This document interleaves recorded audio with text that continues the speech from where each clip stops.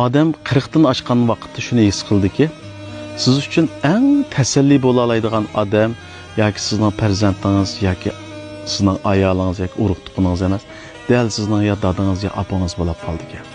Mush psixologiya nuqsatini aytgandimi, ona mush farzandga keladigan har qanday kulfatni bo'lsin, har qanday xushallikni bo'lsin, eng avval sezguvchi inson bo'ldi ekan. Şoň bäzänler ba, onaning bäzi ansirashlari hergiz ziyodil inchilikdan emas, bir narsani ko'ngil to'yganligidan.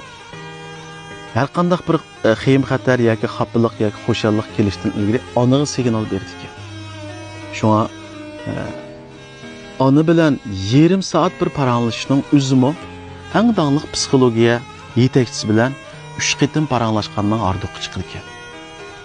Onaning olqini tekkan o'rin muhabbat bilan, mehri bilan sizning beshingiz og'irsin, yuragingiz siqilsin yoki tiniqingiz yetmasinmish, ona balam bu kunlar o'tib ketadi, sen yaxshi bo'lib ketsa deb mehri bilan olqini naga qo'ysa, shu yerda og'riq pasaydi ekan.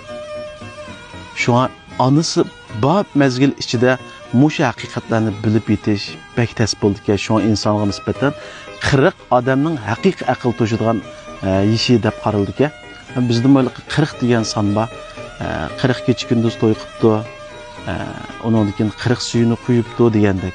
Bu 40 degan son bek xayrli bir son ekan. Dal ota-onaning bo'lgan qadr qimmatni, ota-onaga bo'lgan haqiqiy tunishni odam sal kechikibroq his qilib qoldi ekan. Shu men davomli mushtaq bir haqiqatlarni, o'zimning ko'z qarashlarini deb turman. Shunga ayliqqa atiganda menga vaqt apa men mangdim. Kechdi mayli, qanday vaqtda bo'lsin, men qaytib keldim deb qo'yishning o'zi onaning yuragini tinchlantirgan eng yaxshi dori. Shunga biz tasallini, yana bir narsalarni boshqa yerdan emas, dal ota-onaning ashlarning olqinidan, shularning ba vaqtdagi shularning tiniqlaridan izsak, texmi yaxshi bo'ldi ekan. Bejan hayotga to'g'ri kelganidan Yusufjon doktor.